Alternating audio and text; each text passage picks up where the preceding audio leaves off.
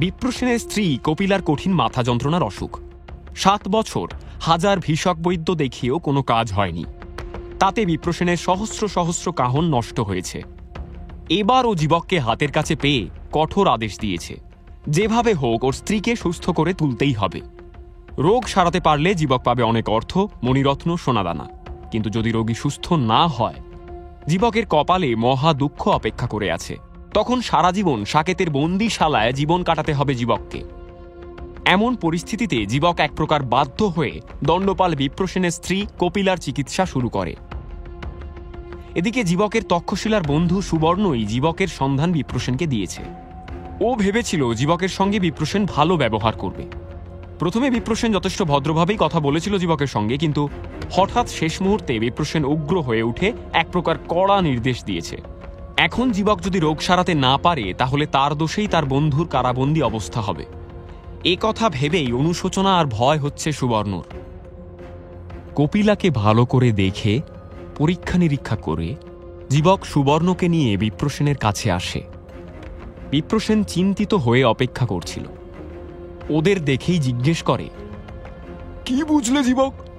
ও রোগ সারবে তো? জীবক শান্তভাবে বলে, দেখুন মহামন্ত্রী, কোনো বিদ্যাই আগে থেকে রোগীর রোগ সারার নিশ্চয়তা দিতে পারে না। আমি আমার জ্ঞান বিদ্যা মতো চিকিৎসা করব। তার জন্য আমার কয়েকটা দাবি আছে। বিপ্রসেন বলে, বলো বলো বলো, কি দাবি তোমার, বলো আমাকে। জীবক বলে, আমাকে বেশ কিছু ভেষজ উদ্ভিদের সন্ধান করতে হবে।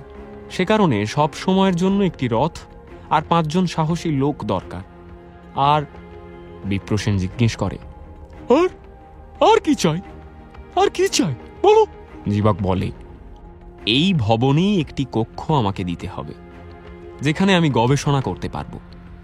নানান রকম ঔষধ তৈরি করে আপনার স্ত্রীর ওপর প্রয়োগ করে দেখতে হবে যে তাতে কাজ হচ্ছে কিনা। এই ভবনে আমার থাকার ব্যবস্থা না থাকলে চিকিৎসায় দেরি হবে। এই শুনে বিপ্রসেন বলে, এ আর এমন কি, আমি এক্ষুনি ব্যবস্থা করে দিচ্ছি। তবে মনে রেখো জীবক, চিকিৎসার ফল হলে তোমার ভাগ্য ভালো, নাহলে ভবন থেকে সোজা কারাগারে গিয়ে সারাটা জীবন কাটাতে হবে তোমাকে।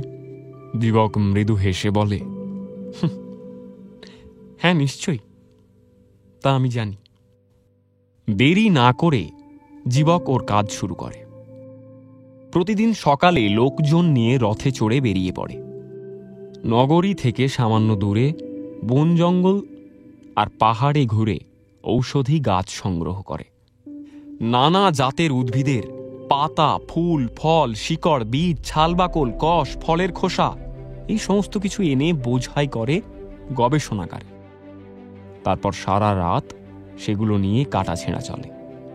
কোনোটাকে চূর্ণ করে, কোনোটাকে মণ্ড পাকায়। পাতন প্রক্রিয়ায় বিভিন্ন তরল তৈরি করে কাঁচের পাত্রে ঢেলে দেয়। আর মাঝে মধ্যে জীবক কপিলার কাছে আসে, আরও সূক্ষ্মভাবে রোগের উপসর্গগুলো শোনে। কিছু কিছু ওষুধ দেয়। কপিলা অত্যন্ত অভক্তি আর অবিশ্বাস নিয়ে সেগুলো খায় ও মাখে। বিশেষ কিছু উপকার হয় না। তাতে কপিলার আস্থা আরও কমে যায়। সুবর্ণ উদ্বিগ্ন হয়ে ওঠে। সত্যি তার বন্ধু প্রভুপত্নীর রোগ সারাতে পারবে তো? 6 দিন কেটে গেছে। কত ওষুধই তো জীবক কপিলাকে দিল, এখনো তো কোনো অগ্রগতি দেখা যাচ্ছে না। 7 দিন পর জীবক রথ আর লোকজন ছেড়ে দেয়। সকাল সকাল ঢুকে পড়ে নিজের গবেষণাগারে। ঢোকার আগে সুবর্ণকে ডাকে জীবক, বলে, সুবর্ণ, এখন থেকে 3 দিন আমি এই গবেষণাগারে থাকব। কেউ যেন আমাকে বিরক্ত না করে। ঠিক সময় মতো যেন খাবার পৌঁছে যায়, ব্যাস এইটুকুই। সুবর্ণ জিজ্ঞেস করে, জীবক, সত্যি করে বলো তো, তুমি বিপ্রসেনের স্ত্রীর মাথা যন্ত্রণার অসুখ সারাতে পারবে? দেখো ভাই, আমি চাই তুমি পারো, কিন্তু যদি কোনোভাবে না পারো, তখন তোমার যে পরিণতি হবে তা ভেবে আমি সত্যি খুব ভয়ে আছি। জীবক মৃদু হাসে। সুবর্ণের প্রশ্নের উত্তর দেয় না, শুধু বলে, 3 দিন পরেই কথা হবে, কেমন? নিস্তব্ধ নিঃসঙ্গ পরিবেশে জীবক ওর চূড়ান্ত গবেষণার কাজ চালিয়ে যাচ্ছে। সূক্ষ্ম নিক্তিতে মেপে আতশ কাঁচে পরীক্ষা করে এক একটি মিশ্রণ বানাচ্ছে। সেই মিশ্রণ আবার মেশাচ্ছে আরেকটি মিশ্রণের সাথে। বিরামহীনভাবে 3 দিন কাজ করে জীবক শেষমেশ একটি বিশেষ ধরনের নস্যি তৈরি করল, খুবই অল্প পরিমাণ। সেই নস্যি 3টি তামার শিশিতে ভরে বিপ্রসেনের স্ত্রী কপিলার কাছে এলো। এতদিনে জীবকের উপর থেকে কপিলার সব ভরসা চলে গেছে। ওর ধারণা হয়েছে জীবকও বোধহয় ব্যর্থ হবে ওকে সুস্থ করতে। জীবককে দেখে কপিলা বিরক্ত হয়ে বলে, আবার এসেছো তুমি? সারবে না, সারবে না, আমার এই রোগ সারবে না। পারলে আমাকে একটু বিষ দাও, খেয়ে আমি মরে যাই, সেই হবে আমার মহা শান্তি। তাছাড়া তোমার ওই ছাইপাশে কোনো কাজ হবে না, আমি সব বুঝে গেছি। যে কোনো রোগীর প্রতি জীবক সবসময় সদয় আর ধৈর্যশীল। কপিলার কথায় ও কিছুই মনে করে না, বরং নরম ভাবে বলে, মাতা, এই শেষবার, আমি আর আপনাকে বিরক্ত করব না। এই নিন, প্রত্যেক দিন 3 বার এই নস্যি নাকের আগায় ধরে জোরে শ্বাস নেবেন। আগামী 7 দিন আমি আপনার ভবনে থাকব। আশা করি তার মধ্যেই আপনার শিরযন্ত্রণা চিরদিনের জন্য চলে যাবে। কপিলা বলে, এটাই তোমার শেষ ওষুধ? জীবক বলে, হ্যাঁ মাতা, এরপরে আর আপনার কোনো ওষুধের দরকার হবে না। কপিলা বলে, তাহলে তো এর সঙ্গে মন্ত্র থাকবে। প্রতিদিন এই নস্যি টানার সময় তুমি কি মন্ত্র পাঠ করবে? হ্যাঁ? কপিলার কথা শুনে জীবক হাসে। সে বলে, কোনো মন্ত্রের প্রয়োজন নেই মহামান্য। আমার আচার্য আমাকে মন্ত্র শিক্ষা দিয়েছেন, কিন্তু মন্ত্রের উপকারিতা সম্পর্কে তিনি কিছুই বলেননি। তিনি বলেন, রোগ সারানোর জন্য ঠিকঠাক ওষুধ প্রয়োগ করাই যথেষ্ট। কপিলা অত্যন্ত হতাশ হয়ে বলে, পারস্যের ম্লেচ্ছদের সঙ্গে মিশে মিশে তক্ষশিলার ব্রাহ্মণদের সর্বনাশ হয়ে গেছে, একেবারে উচ্ছন্নে গেছে। মন্ত্রপ্রুত ভেষজ ছাড়া কোনো রোগী সারতে পারে না। প্রকৃত বিদজ্ঞ ব্রাহ্মণরা সে কথা বলেন। ছি। জীবক শান্ত স্বরে বলে, মাতা, প্রতিটি রোগের পিছনে কোনো না কোনো কারণ লুকিয়ে থাকে। চিকিৎসকের কাজ হল লক্ষণ বিচার করে যুক্তিবিদ্যার সাহায্যে সেই কারণটিকে খুঁজে বের করা। তারপর তাকে নির্মূল করার জন্য হয় অস্ত্রোপচার অথবা সঠিক ওষুধ দেওয়া। প্রয়োজনে দুটোই হতে পারে। তক্ষশিলায় আমার আচার্য আমাকে এই শিক্ষাই দিয়েছেন। আপনি আমার উপর সম্পূর্ণ আস্থা রাখুন। জীবক যাই বলুক, কপিলা আস্থা রাখতে পারে না।